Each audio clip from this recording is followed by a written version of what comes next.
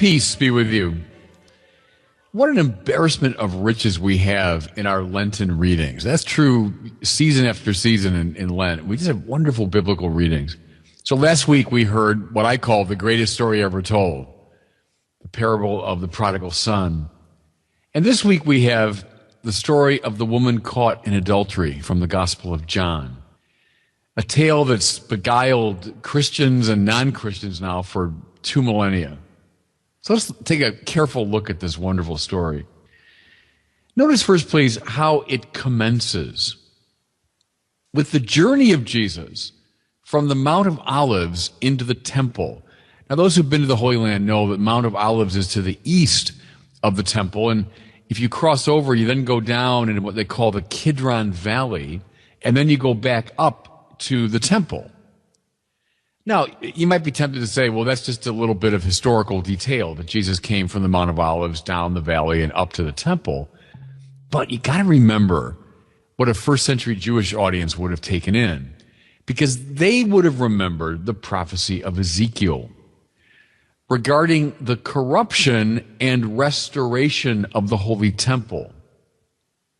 Remember, Ezekiel says that because of its corruption, temple became so unclean that the Shekinah, that means the glory of Yahweh, left the temple and moved east up over the Mount of Olives. So think of this great image, devastating image of the glory of Yahweh, which is the whole reason the temple was holy in the first place.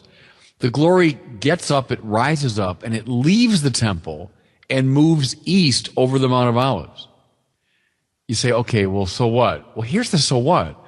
What we see in Jesus' itinerary is the journey of Yahweh back to his temple.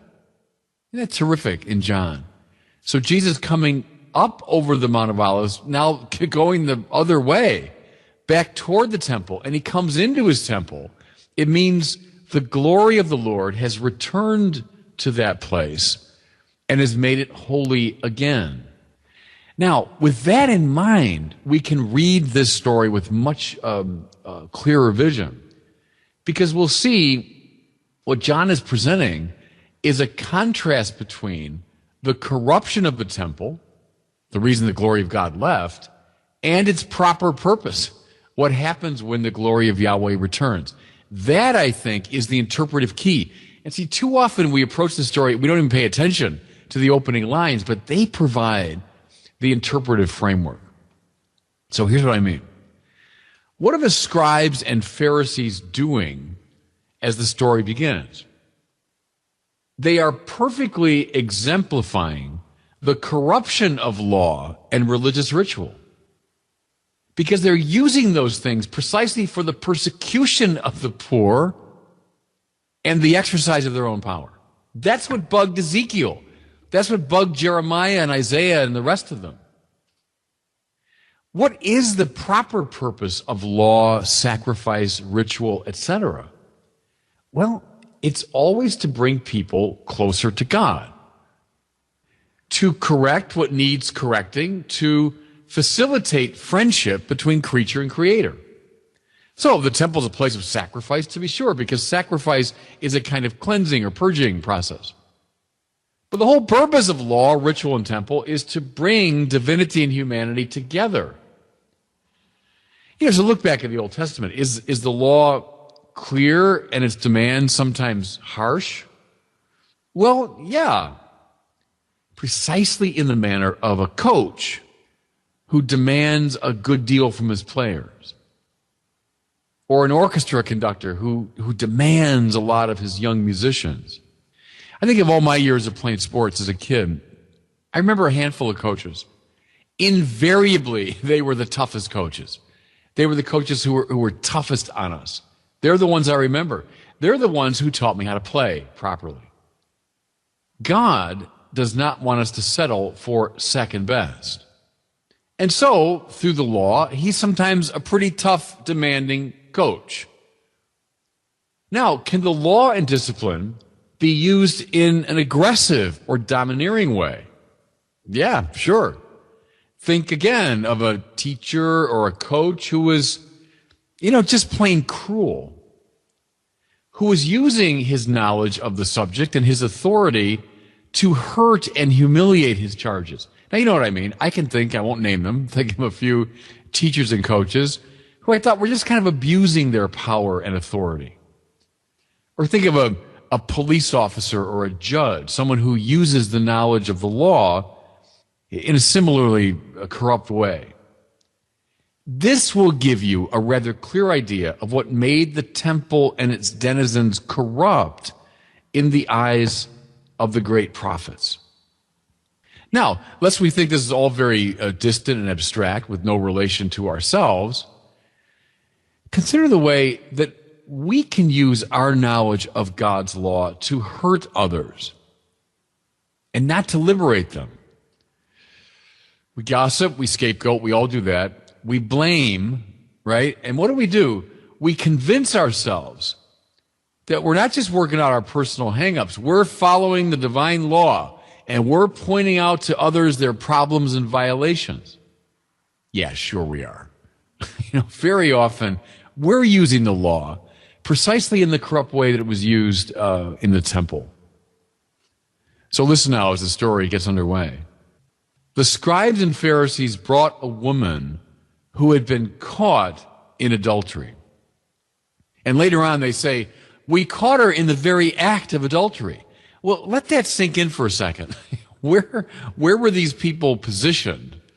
What were they looking at as they caught her in the very act of adultery? These were people who were carefully looking for someone they could blame.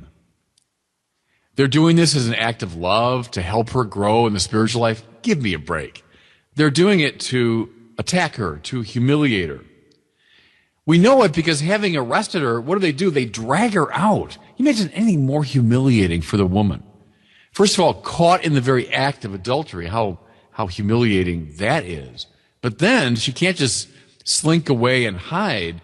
They drag her out and make her stand in the middle of the crowd. I mean, how incomparably cruel and insensitive. And what do they say? Hey, well, according to the law, we're the defenders of the law. We're in the place of the law here in the temple. Moses told us what to do. They're using their knowledge of the law to hurt this woman. But then we see even more, not just to hurt her, but to hurt Jesus himself. Because what are they doing here but backing the Lord into an impossible corner?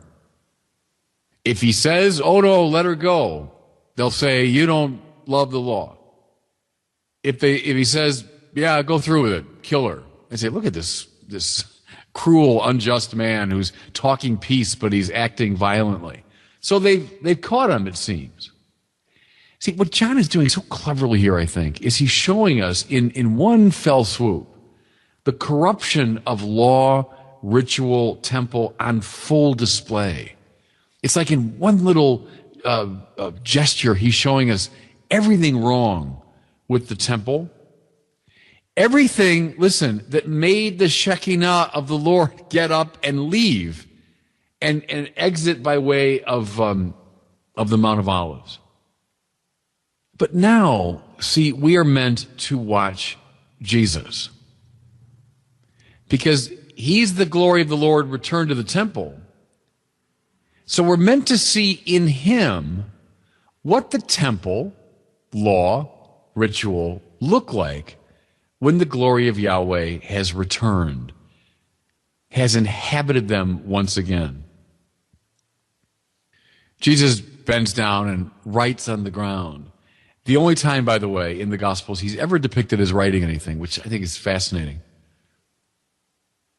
St. Augustine speculated he was writing the sins of all those who were blaming the woman. Wonderful suggestion. Who knows? Maybe it's true. Then he stands up and utters, of course, one of the most famous lines in the whole New Testament tradition. Let the one without sin be the first to throw a stone at her.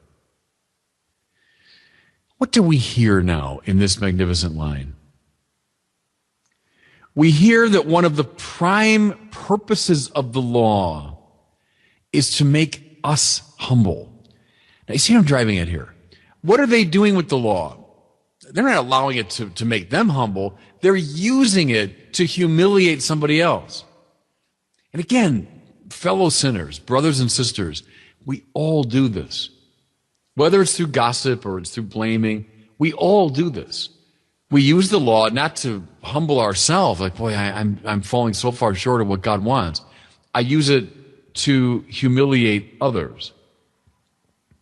You know, think of the best golfers in the world or the very best violinists. Both have deeply drawn in the rules and laws of their respective disciplines.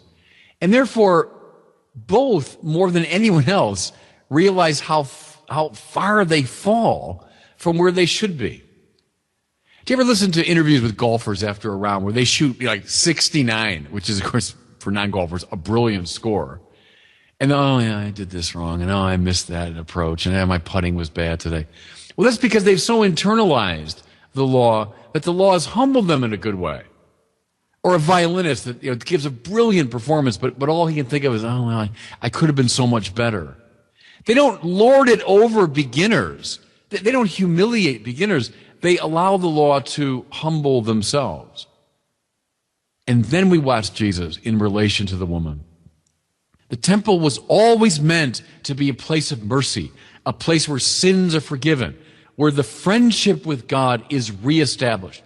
Well, Jesus is the new temple. He is the return of Yahweh's glory to the temple. Therefore, what do we see in him? In contradistinction to the scribes and Pharisees, we see mercy within mercy within mercy. We see God reaching out to the sinner in non-condemnation.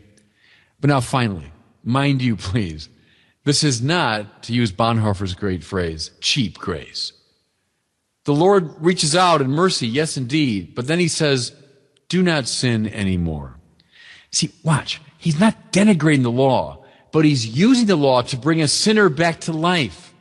All that remained, Augustine said, was miseria et misericordia, mercy and misery. The temple, Jesus, the new temple, is meant to be the place where those two meet. And God bless you.